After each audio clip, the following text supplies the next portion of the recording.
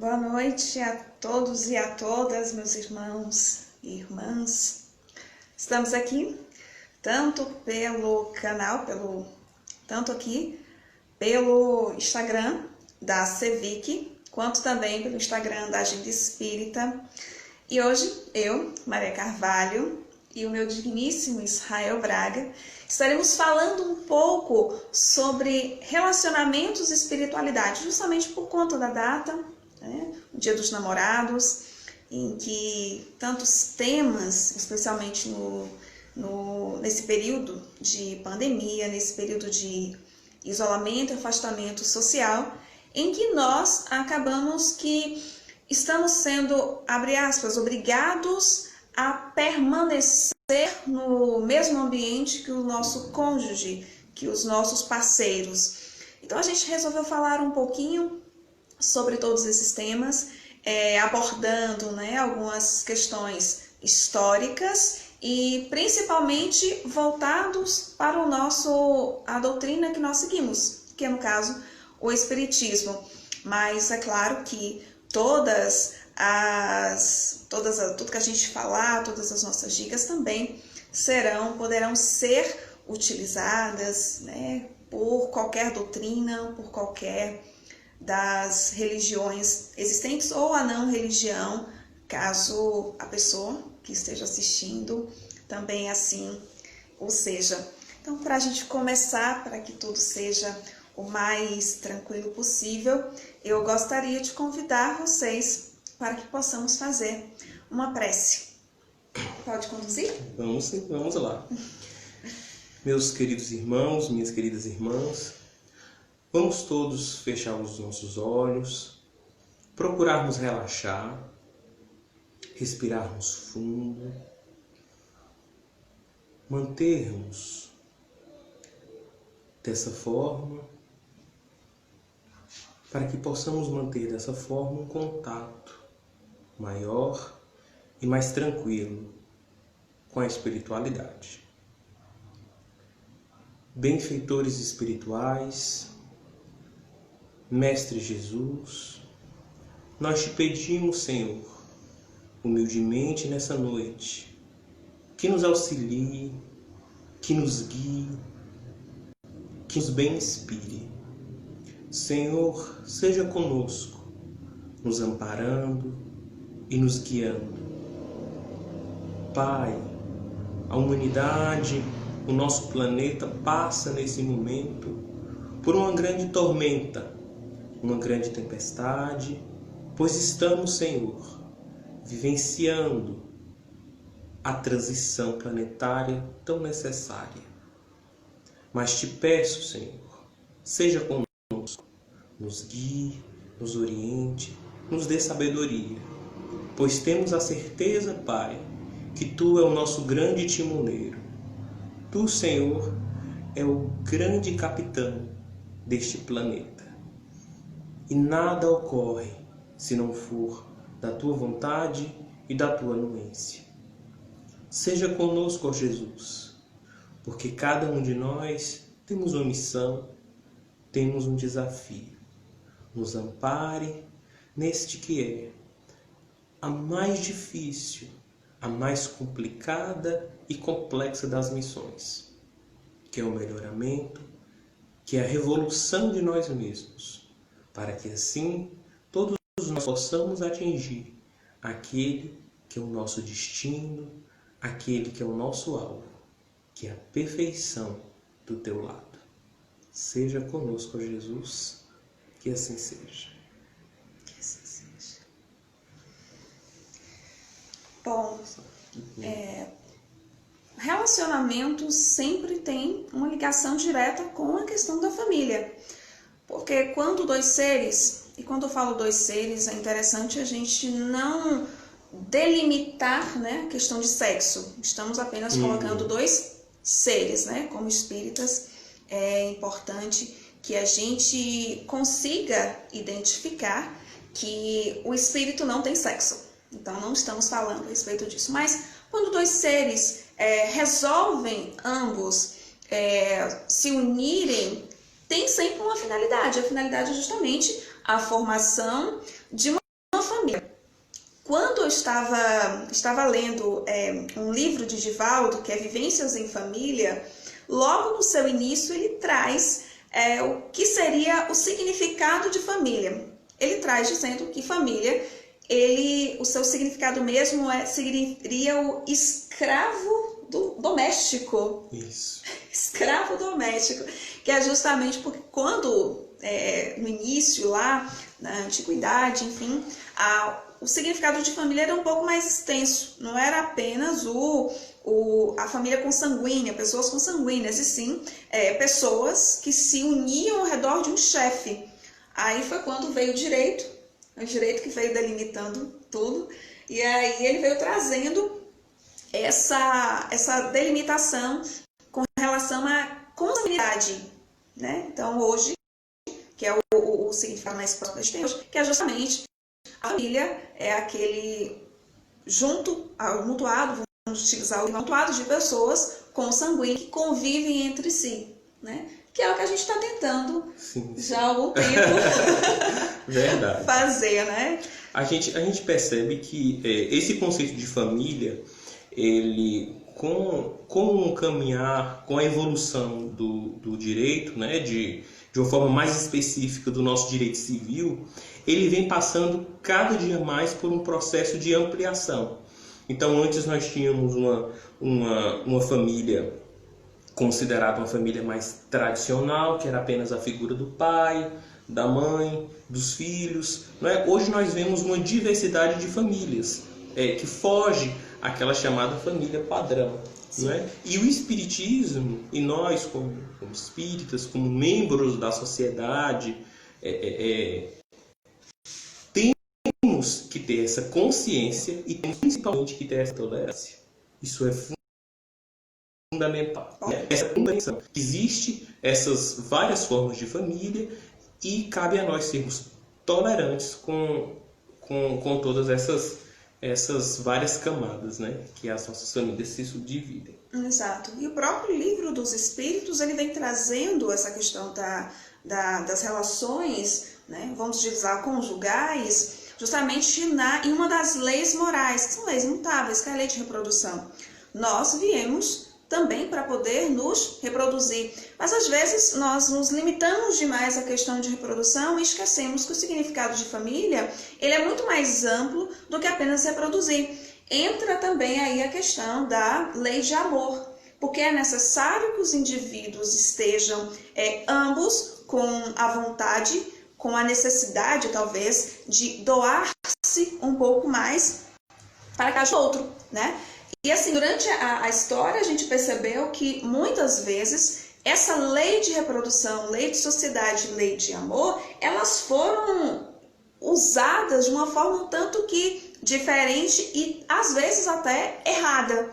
Por exemplo, quando a gente vai um pouco lá atrás, em que nós tínhamos, por exemplo, a questão da mulher que era submissa ao homem, e nós, na doutrina, isso é muito falado, como o espírito não tem sexo, então não tem como dizer que o homem ele é mais importante ou ele é melhor do que a mulher. Não mesmo. Nós somos iguais, né? É tanto que a gente percebe que para uma relação ela se tornar a longo prazo saudável, nós temos que entender que tanto o homem quanto a mulher, tanto a figura masculina quanto a figura feminina, são iguais entre si e como iguais devem se tratar e devem ser tratados. É claro que o homem tem as suas especificidades e é claro que a mulher tem as suas especificidades, não é verdade? Porém, todos nós devemos nos tratar de uma forma igual. Por exemplo, as decisões do casal. Por exemplo, compra uma casa ou não compra uma casa? Eu compro um carro ou eu não compro um carro?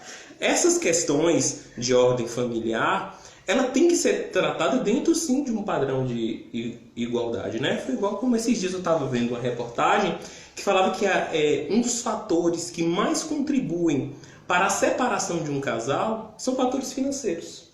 materialista, o materialismo, né? Entrando Isso. aí nas questões, né? Aí a gente para e reflete. Muitas vezes isso ocorre porque nós temos, por exemplo, só o homem como aquele que provém um lar financeiramente, e como só ele que provém um lar, ele quer ser o detentor de todas as decisões econômicas, não é? Ou então a mulher que não tem tanto essa questão de sensibilidade financeira. Então isso gera vários atritos. Mas isso ocorre justamente porque o casal não existe ali uma relação de igualdade. Um quer se sobrepujar ao outro o tempo todo. E isso gera desgaste, que gera atrito, que gera o fim. Então, a partir do momento que nós nos vermos e nos tratarmos como iguais, inclusive dentro da relação conjugal, aí sim a gente vai ter uma relação mais harmônica. Né? Isso, e utilizando principalmente a questão do diálogo. Sim. Que a gente, inclusive, observando a sociedade como um todo, a gente acaba percebendo que muitas vezes os casamentos, né, as relações, elas se chocam tanto porque não tem o diálogo entre eles. Sim. Não há uma abertura. Né? A gente percebe que isso de fato é muito comum, né? Às vezes, assim, um mal-entendido dentro da relação, né? Ocorre porque um simplesmente não quis falar, conversar com o outro. Né? Às vezes, por exemplo, tem um ponto dentro da relação conjugal que está incomodando, mas ao invés de alguém, um dos dois chegar e falar, ó, eu vou expor aqui essa situação, eu vou falar que isso está me incomodando para ver se a gente consegue juntos encontrar uma solução, a gente percebe que isso não ocorre. Então, quando não há esse diálogo, não é verdade? Uhum. Quando essa conversa ela não existe, a gente vê que às vezes um probleminha deste tamanho, que com uma conversa simples poderia ser resolvida, é superdimensionada e coisas desagradáveis ocorrem. Assim, para quem não sabe, eu e Israel, nós temos basicamente de relacionamento a mesma idade que a gente tem de doutrina espírita. Sim, sim. Que a gente começou a namorar lá em 2013, foi justamente quando a gente começou a frequentar a casa espírita. E assim, é interessante porque a gente já começou tentando acertar. Né? A gente sempre teve essa questão do diálogo. Sim. Israel mesmo, ele é mais do que eu, isso eu confesso. Ele é muito pró-diálogo, ele sempre utiliza a questão de chamar um pouco e junto com isso a gente acabou tentando construir essa relação. Sim. E hoje a gente tem, né, um pouco disso, a gente nunca decide sozinho, não. Sempre tem, mesmo que em algumas situações ou que ele tem mais domínio sobre o outro assunto, mas a gente sempre tem essa questão da abertura, porque para um relacionamento dar certo, principalmente, é necessário que os dois estejam abertos a fazer aquilo dar certo. Porque se os dois não tiver, quando um não quer, dois não brigam. No caso, quando um não quer, dois não dão certo. Assim, é muito uma questão de personalidade, né? Você tem uma personalidade que alguns chamariam de mais sanguínea, né? Aquela coisa de... como a gente brinca, né, no popular, bateu, levou. Já eu tento realmente ponderar, conversar, falar, calma, não é bem assim, vamos tentar resolver esse problema da forma mais calma, mais tranquila, sem tantos transtornos, né? E assim, a base de qualquer relacionamento é o diálogo. Não é? Assim, muitas vezes, por conta da nossa cultura, a gente acha que muitas vezes o ideal seria um embate, né? A guerra. Então, muitas vezes você tem um perfil muito aguerrido lá fora e quer trazer esse perfil aguerrido para dentro do lar, né? Independente aqui do gênero, seja homem ou seja mulher. Mas você pegar a sua casa e transformar a sua casa num campo de batalha seria a coisa estrategicamente mais absurda que você poderia fazer.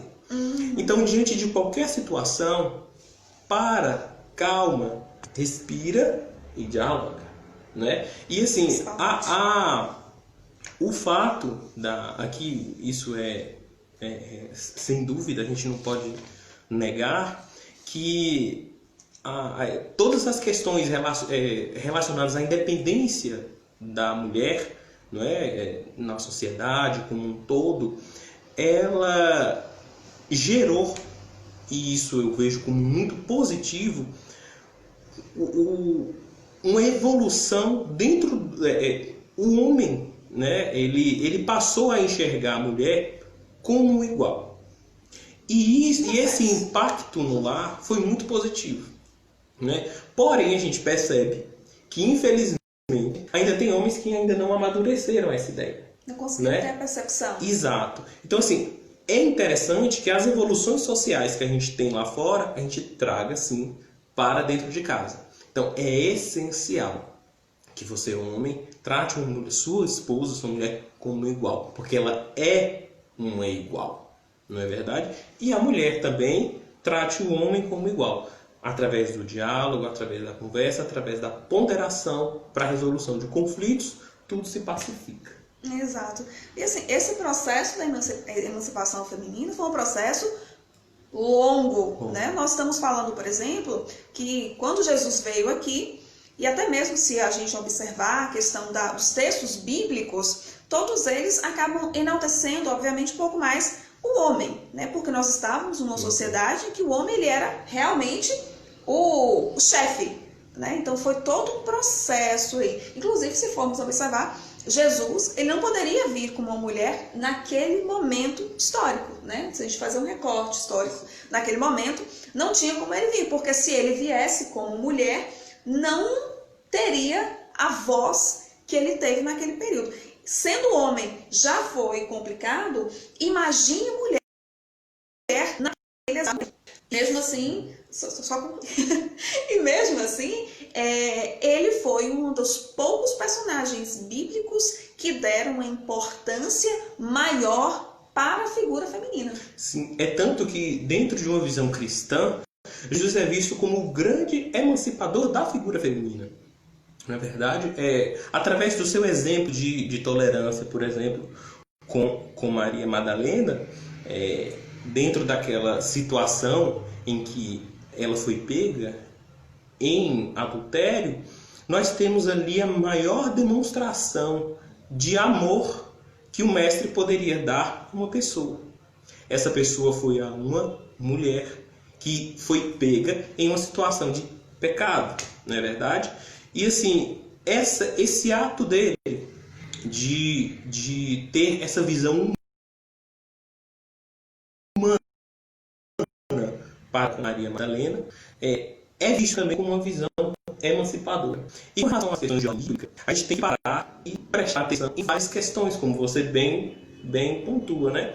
Como, por exemplo, as questões de ordem cultural. A gente não pode cair em uma terrível armadilha que a gente chama de anacronismo, né? Sim. Que é pegar os valores de uma época, de uma cultura, de um determinado momento histórico e querer transportar esses valores para a nossa realidade atual. Né?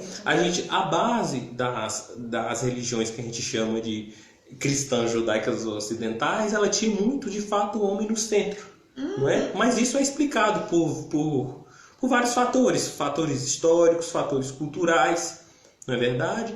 Porém, a gente percebe que essa mesma Bíblia, que de fato ela coloca o homem como uma figura central, ela também traz várias mulheres importantes, várias mulheres que exerceram poder, várias mulheres que exerceram liderança e fizeram a diferença.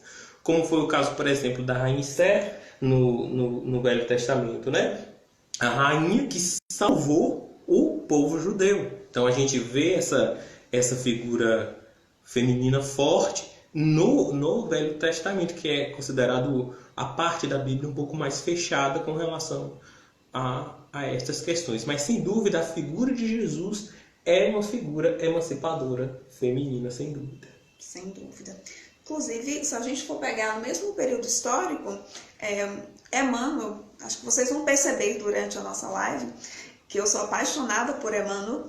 Emmanuel ele traz no livro Há 2000 anos a história de Públio e Lívia. Então, se você for pegar, analisar o casamento dos dois naquele período histórico, vai perceber que mesmo que houvesse muita questão do amor entre ambos, mas também existia, ele era o homem da relação, ele era o provedor do lar e, obviamente, ele era a figura que era mais bem vista dentro da sociedade. Então, Lívia, ela acabou conhecendo o cristianismo, né, o próprio Cristo, tentando ali, acho que não vou dar spoiler demais, não pode, mas se for observar a forma do casamento ali, no livro inclusive, dá para perceber um pouco de como era o processo, o relacionamento naquele período histórico. E de lá para cá vieram, obviamente, muitas mudanças. Claro, muitas mudanças às vezes as mudanças não são feitas repentinas, não é de um dia para a noite que a mulher conseguiu a sua emancipação. Foi todo um processo. Para que hoje eu pudesse estar aqui conversando com você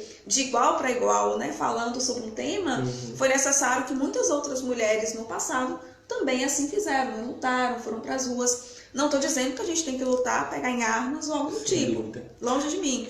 É interessante porque, assim, quando a gente estuda, a gente vai falar aqui muito da questão do direito, porque é complicado não falar, né? Porque tanto eu quanto você, sim, essa é a nossa formação. Então, quando a gente estuda, que a gente vê, por exemplo, muitas escolas dentro da sociologia, jurídica principalmente, a gente vê, por exemplo, os jusnaturalistas, que são aqueles que defendiam que o homem tinha um direito natural, o homem tinha um direito inato. Sim. Mas, na verdade, a gente percebe que, apesar da beleza filosófica dessa escola, todo e qualquer direito que qualquer grupo social teve e tem hoje não é fruto de um direito natural, é fruto de muita luta. Então, as mulheres, para conseguirem os seus direitos, foram com base de muita luta, muito esforço, né? O caso das sufragistas, o caso de muitos movimentos feministas no Brasil. Então a gente percebe que todo e qualquer direito não é dado a ninguém, é adquirido com muita luta. E para se manter esse direito, tem que se ter uma luta, né? E seria muito bom que essa luta ferrenha não fosse para o lar. Que todo homem entendesse, volta a dizer, que está tratando com sua esposa não como uma inferior, como uma subalterna, e sim como uma igual. Isso é fundamental. Até porque nós, como espíritos, somos iguais, somos no planeta de provas e expiações. Até porque, dentro daquilo que a gente acredita, você já foi em algum período da sua existência, certamente do gênero masculino. Eu certamente já fui do gênero feminino. Inclusive, ela defende isso de uma forma ferrenha, né? Por conta de características que nós temos. Sim. Né? Então, é importante a gente sempre frisar isso. Essa igualdade entre espíritos. Exato. E trazendo essa questão da igualdade entre espíritos, é importante a gente agora adentrar em outro processo, né, que é justamente a questão da espiritualidade. É necessário que nós possamos tentar entender e compreender. Eu estou fazendo, né, como alguns de vocês já viram, uma série de lives lá no Instagram, que eu estou falando com os dois, no Instagram da CEVIC, que é o Espiritismo em 30 Minutos. E a gente está tratando, principalmente nesses primeiros, sobre a questão do autoconhecimento do processo que estamos passando nesse momento, que é o processo de transição, que muitas vezes a gente acaba não entendendo e compreendendo o que está acontecendo. Só que antes de tudo isso, a gente tem que levar para o autoconhecimento. Porque às vezes a gente entra no relacionamento achando que o outro vai ser o meu porto seguro, que ele que vai ser o responsável pela minha felicidade, ele que vai ser responsável pelo meu crescimento interior. Só que, na verdade, a gente tem que parar para refletir um pouco, porque sem que os dois estejam, não dá para você fazer um relacionamento de metades, né? Não é completo, mas são dois inteiros que estão ali para que os dois possam seguir a jornada juntos, né? Então a gente tem que começar e adentrar um pouco disso na questão especial do autoconhecimento. Sim. Autoconhecimento ele é fundamental para qualquer relação, mas principalmente para uma relação conjugal, para uma relação a dois. Porque, por exemplo, se eu sei que a minha esposa ela fica um pouco enraivecida. Quando eu falo com ela e ela está com fome, né? Então eu não vou falar com a pessoa quando a pessoa está com fome. Na verdade, se a pessoa está com sono e eu vou levar essa pessoa a um assunto, não é... E eu sei que a pessoa, quando está com fome ou com sono, a pessoa é facilmente irritável, a pessoa não quer conversar, a pessoa não quer dialogar, a pessoa quer apenas dormir ou comer. Como é que eu vou chegar e falar, não, eu vou levar aqui essa questão altamente complexa para minha esposa ou para o meu esposo? Não é sábio, né? E isso, eu estou levando a questão até mais além. Porque uma relação a dois, para ela ser o mais equilibrada, o mais saudável possível, não basta você se conhecer. Você também tem que conhecer o outro. Como é que você conhece o outro? Através de um exercício de empirismo, observação. Gente, é tão fácil. Você não consegue observar como é que seu esposo, como é que sua esposa reage quando está com fome? Geralmente vai estar uma fera descontrolada, não é verdade?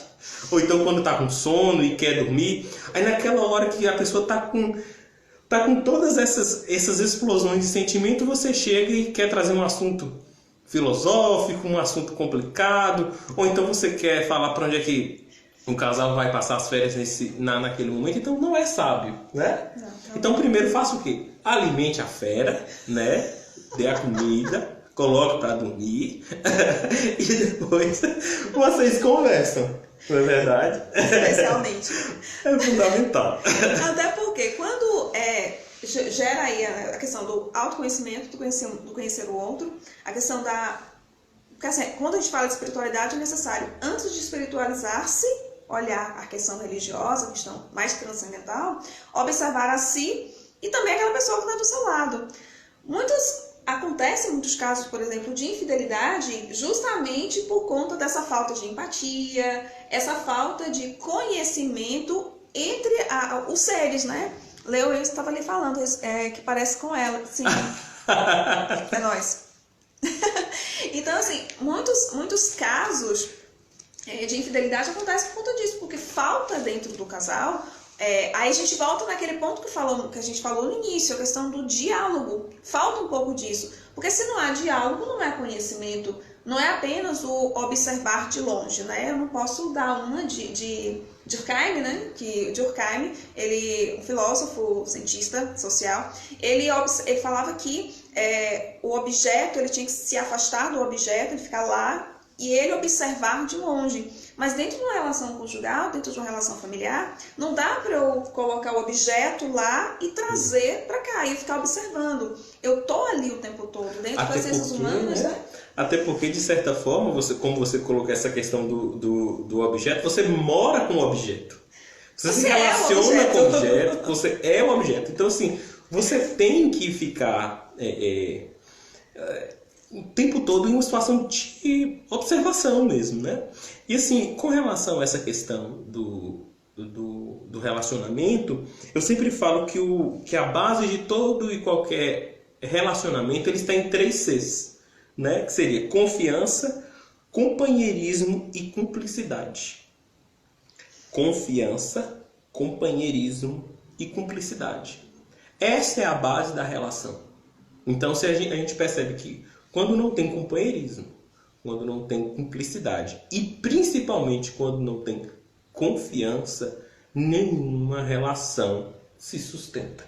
Não subsiste. É tanto que a gente percebe que por exemplo, muitas vezes a gente põe o fim de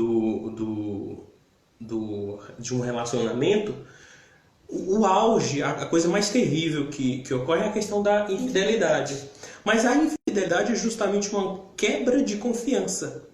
A infidelidade é o resultado final de todo um processo. De um processo onde não houve diálogo, de um processo onde não houve esse companheirismo. E muitas vezes a quebra de confiança, a gente coloca a questão da infidelidade como se fosse e é realmente a questão maior, a questão extrema. Só que, na verdade, toda e qualquer quebra de confiança, ela fragiliza um casal. Não é verdade? Não apenas a questão da fidelidade em si. Mas por exemplo, o casal separou uma certa quantidade de dinheiro para que ninguém ali mexesse com um certo objetivo. Existe uma conta conjunta e houve ali uma relação de confiança que aquele dinheiro seria utilizado para um objetivo.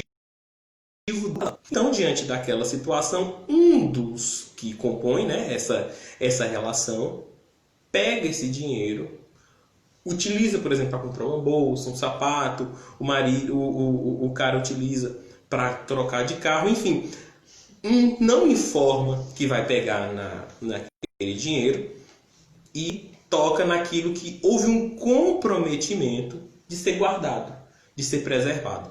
Quando isso ocorre, houve ali uma quebra de confiança. Então a gente percebe que não existiu a necessidade de uma infidelidade, enfim, né? Um extremo. Mas houve uma quebra de confiança. E como eu falei no início do vídeo, por exemplo, um dos maiores fatores que levam um casal a se separarem é justamente questões de ordem financeira. Então, houve ali uma quebra de confiança que às vezes vai ser muito difícil de ser consertado ou retratado. Sim. Isso me traz a observar que tem nessa revista, deixa eu passar aqui para mostrar aqui para vocês, acho que dá para ver, né? É uma revista de 2016, já um pouco antiga, mas ela trata justamente sobre essa questão de casamento e por que esses casamentos acabam terminando. E tem uma citação de Emmanuel, que é do livro Vida e Sexo, que eu queria trazer para vocês, que é importantíssimo. Só lembrando que Leo também colocou, né, que além dos 3 fatores que você colocou que é necessário, o amor e a admiração são muito importantes. Concordo, né? Toda a questão companheirismo, mas também precisa existir essa correlação entre os dois. Sim. A gente vai falar um pouquinho mais para frente sobre o amor, mas de fato a admiração é fundamental, não é verdade? É uma das bases também, né, de um relacionamento, se a gente for parar para observar. Porque é justamente a admiração que muitas vezes garante a manutenção daquela relação, não é verdade? Porque quando existe uma situação de perda de admiração para com o outro, dá-se brecha para que ocorra quebra de confiança, quebra de cumplicidade e, enfim, todas as outras mazelas que podem afetar uma relação. Exato. E ele traz justamente o seguinte: quando o homem e a mulher decidem casar-se, assumem o compromisso de cultivar a fidelidade por toda a vida, mas muitos não a cumprem. Imperioso, porém, que a ligação se baseie na responsabilidade recíproca, de vez que na comunhão sexual um ser humano se entrega a outro ser humano. E por isso não deve haver qualquer desconsideração entre si. Quando as obrigações mútuas não são respeitadas no ajuste, a comunhão sexual injuriada ou perfidamente interrompida costuma gerar dolorosas repercussões na consciência, estabelecendo problemas kármicos de solução, por vezes muito difícil, porquanto ninguém fere alguém sem ferir a si mesmo. Verdade. Então aí a gente vê essa questão da comprovação, né? Que a relação da cumplicidade, a relação de confiança, o companheirismo, ele é fundamental. E aí vem Emmanuel para ratificar, né, esse nosso raciocínio aqui conjugal. Isso. E assim, como a gente já tem um tempinho, vamos correr também. Já estamos há mais de meia hora conversando aqui com vocês. Acho que vocês já perceberam que somos um casal que fala pouco. Né? Só que não. Ainda continuando nessa questão da espiritualidade, nós espíritas, isso também se estende a qualquer e todas as religiões que e todos os casais sigam, e até mesmo aqueles que não sigam a mesma religião, mas que comungam dos mesmos objetivos, a questão do evangelho no lar. Toda quarta-feira, 10 horas da noite, está eu, Israel, com o celular desligado no modo avião, porque a gente está no nosso evangelho. E isso ajuda demais nessa construção da espiritualidade dentro do relacionamento conjugal. Porque assim, não adianta só a gente observar o casamento apenas como uma relação de querer de um com o querer do outro e pronto. Precisa realmente existir, nós como espíritas sabemos, inclusive, das interferências espirituais, e muitas vezes essas interferências não são tão boas assim, então nós precisamos fortalecer o ambiente. O lar, ele é como se fosse o nosso refúgio. A gente trabalha lá fora, a gente vive em sociedade lá fora, mas quando chega dentro do lar, a única coisa que a gente quer é paz. E a gente também precisa ser paz para ser paz para o outro e vice-versa. Porque quando esses dois eles não conseguem manter esse ambiente, vamos dizer, de luz, de espiritualidade, o que acontece é os dois começam a ficar em guerra. E aí começam os embates, que talvez, muitas vezes, pode não ser gerado por uma questão de falta de confiança, mas pelo fato dos dois não estar fortalecidos. Eu me lembro que teve uma palestra em algum lugar, mas foi religiosa, em que eles falaram que o casamento é como se fosse uma casa, né? E tem duas colunas. E cada um dos dois é como se fosse a coluna e o casamento é o teto. Se os dois não estão fortes, o teto desaba, ele vai desmoronar. Então é necessário que todo o nosso relacionamento tenha uma base fortalecida. E muitas vezes esse fortalecimento vem do outro fortalecimento, que é o fortalecimento espiritual. Então é necessário a evangelização no lar.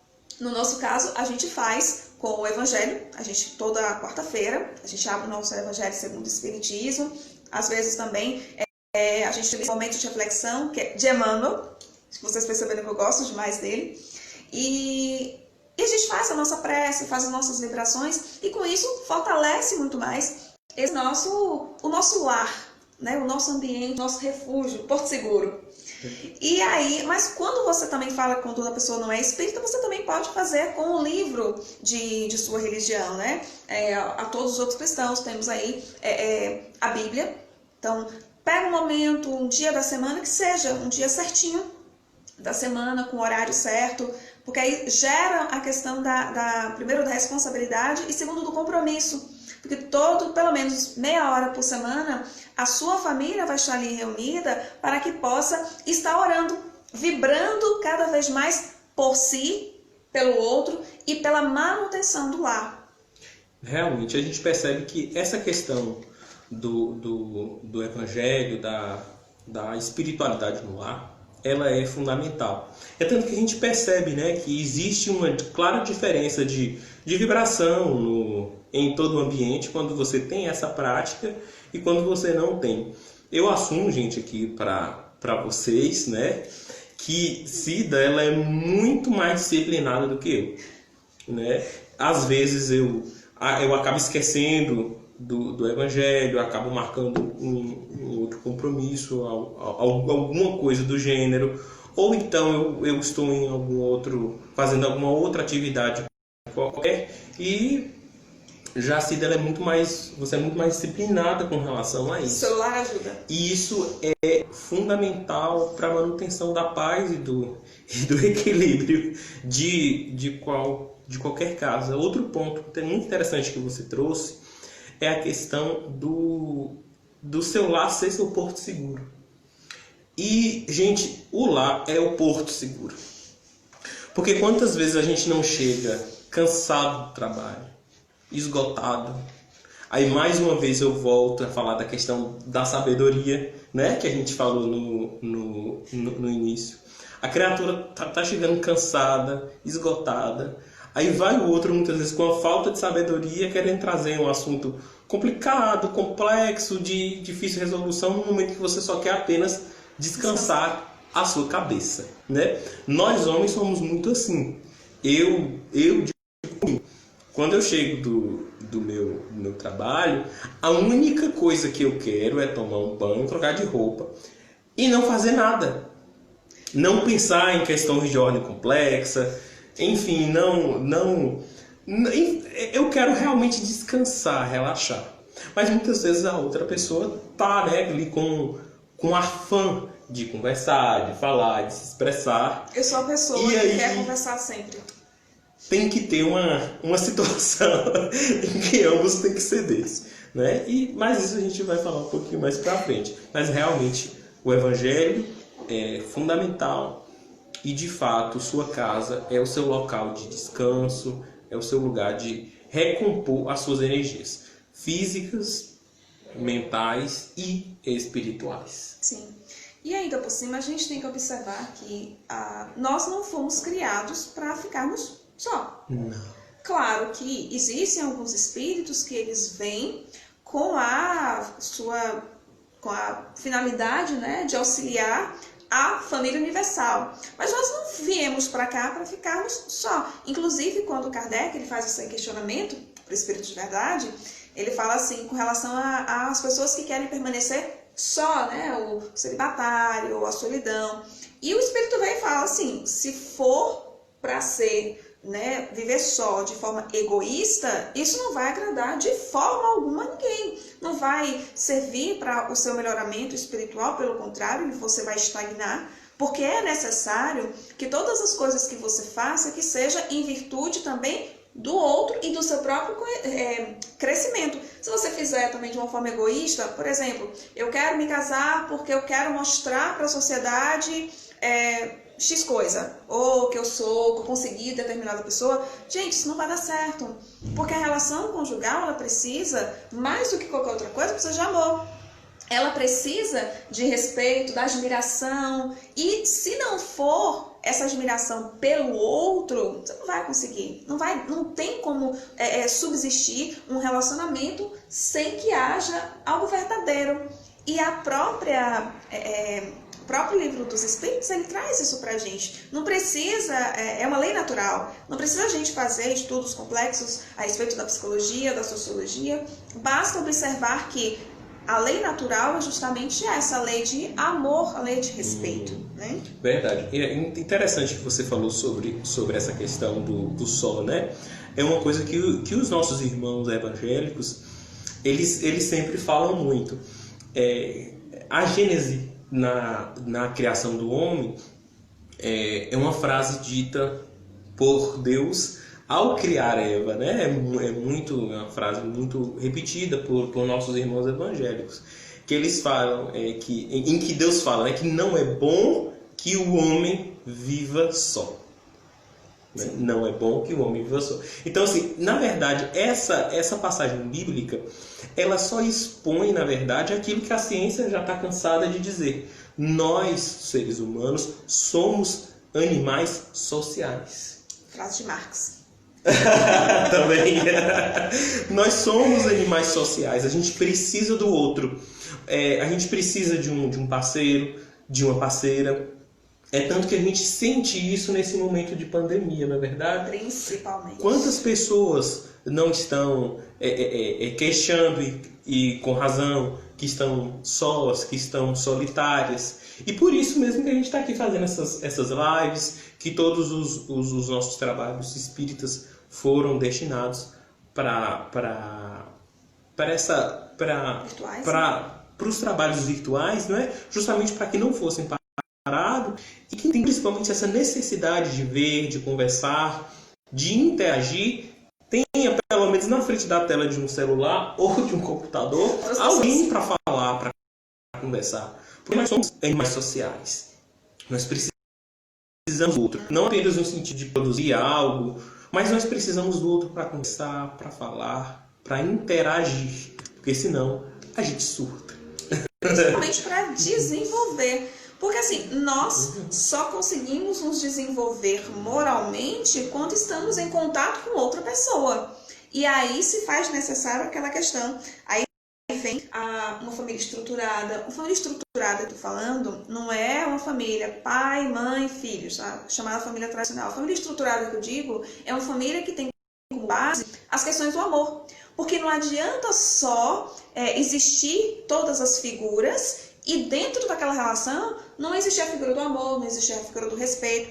E aí que vem aquela diferença, né, do amor romântico para o amor real. A gente cresce vendo aquelas histórias infantis, contos de fadas, em que tem aquela coisa do amor romântico, e que o príncipe encantado vem, e que leva a mocinha, e que eles viveram felizes para sempre.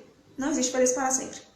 É interessante porque, assim, isso é tão forte em nós, principalmente entre as mulheres, que até hoje se carrega muito isso.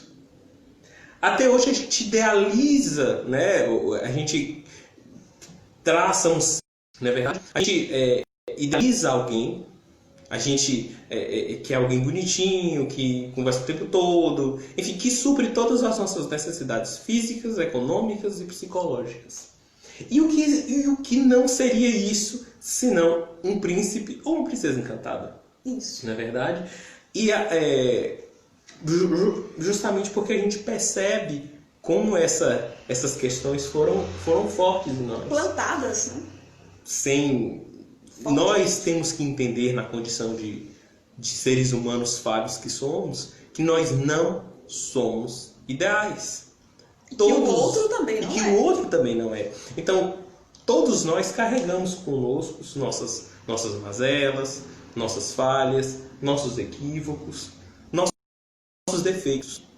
Então, se você for procurar alguém, ou se você quer que seu parceiro, seu cônjuge, sua mulher, sua esposa, tenha seja essa perfeição, meu amigo, minha amiga, minha querida, meu querido, você vai se frustrar. Demais. Porque este ser que está do seu lado é cheio de imperfeições. Não é perfeito. Este ser que está do meu lado não é perfeito. Este ser aqui não é perfeito.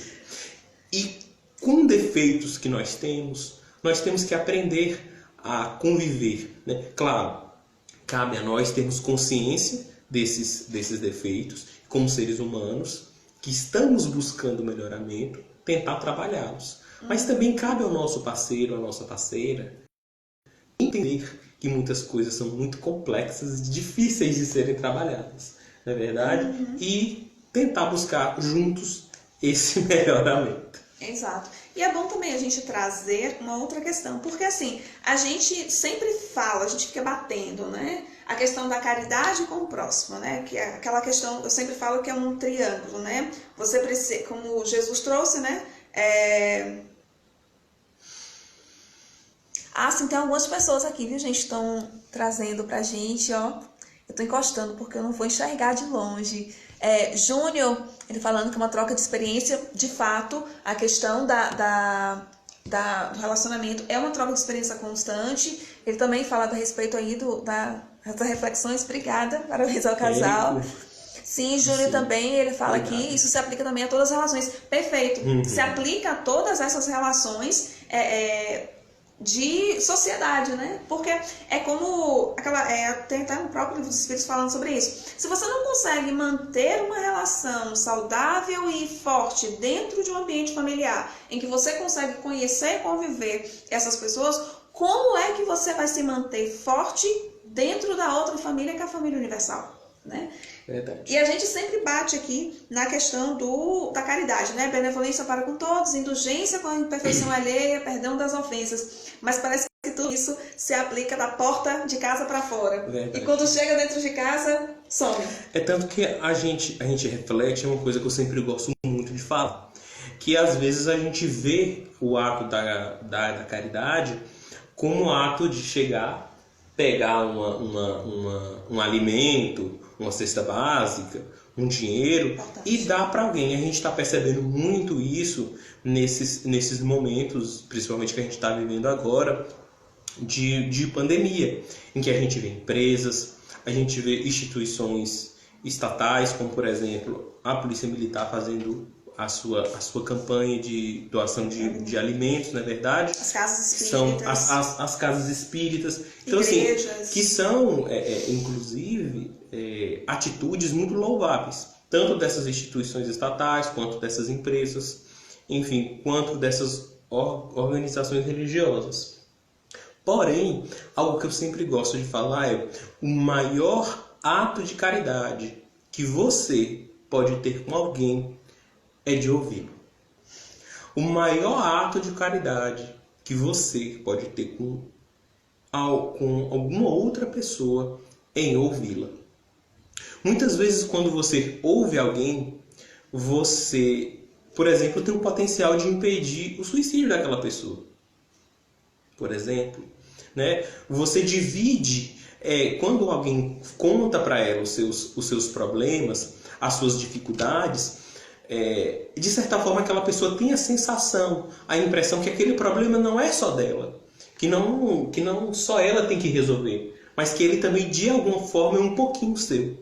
E isso, meus queridos, o fato de ouvir é o maior ato de caridade que você pode praticar para com alguém, principalmente para com aquele indivíduo, para com aquela pessoa que está do seu lado. Principalmente. Fundamental. E aí, assim, o nosso último ponto seria justamente os desafios na pandemia, mas a gente já falou em todos esses momentos, porque agora que a gente está sendo obrigado a permanecer dentro de casa, mas a maior parte do tempo, porque para o bem da sociedade, para o nosso próprio, fica em casa. A gente está sendo obrigado a ficar, e é justamente nesse momento que a gente está se descobrindo. A gente nunca ficou, acho que, tanto tempo junto, desde, sei lá, 2013, quando a gente começou a namorar. Porque, assim, todo esse período que a gente ficou, que a gente estava junto, tinha o trabalho, tinha que sair. Aí, no caso, tinha os trabalhos na casa espírita, tinha, no seu caso, as reuniões maçônicas. Então, assim, era tanta coisa que, às vezes, a gente só se via, de fato, aos domingos. E quando começou a pandemia, a gente está vivendo.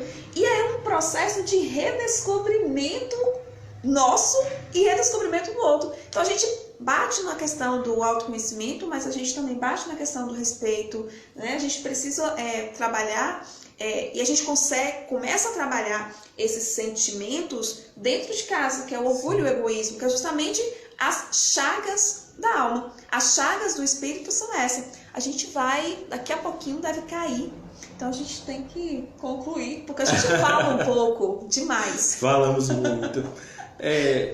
Espero que para vocês tenha sido uma boa experiência. Estou debutando nas redes sociais.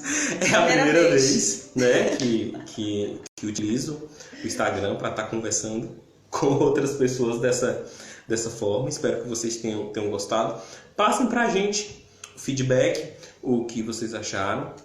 A gente ainda tem 5 minutinhos, então se vocês tiverem também alguma dúvida a respeito, se vocês também quiserem que a gente passe aí também as fontes que a gente utilizou, tá? Então, se só vocês falarem aí para a gente poder também manter a conversa. E claro, né? Sempre que puder, a gente precisa manter o nosso relacionamento, né? Extra pessoa, a gente precisa trabalhar muito o respeito nosso, o respeito com o outro, e não tem como nós construirmos uma família se não tiver como base. Nós queremos, né, ter 2 filhos. Ah, sim, tomara. Francisco e Catarina já tem nome, espero que tenha um casal. Então, quando nós tivermos os nossos filhos, a gente precisa trazer para eles todos esses ensinamentos. A gente também não pode chegar para a criança e mostrar algo que não existe. Nós precisamos mostrar para eles aquilo que realmente somos. E a gente está tentando plantar todo dia a sementinha do amor, a sementinha da tolerância, a sementinha do respeito, para que realmente subsista e que esperamos nós que até que a morte o separe corpóreo e que a gente possa também permanecer aí mais à frente. Eu queria concluir, acho que vocês, quem já me acompanha, sabe que eu sempre gosto de trazer música para concluir. E tem uma especificamente que está no livro Há 2000 Anos, de Emmanuel, que foi psicografado por Chico, que é Alma Gêmea. E ela foi musicada por Elizabeth Lacerda. E ela é linda, é uma música maravilhosa. Quem não conhece pode pesquisar depois. Ela é maravilhosa. E ela fala isso, é a questão do sentimento que de Públio para com Lívia. E aí, quando eu estava lendo, eu comecei a cantar, porque eu já conhecia a música. Alma gêmea de minha alma, flor de luz da minha vida, sublime estrela caída, das belezas da amplidão. Quando eu errava no mundo, triste e só no meu caminho, chegastes devagarinho e enchestes o meu coração. vinhas nas bênçãos dos deuses, na divina claridade, tecer-me a felicidade em sorrisos de esplendor.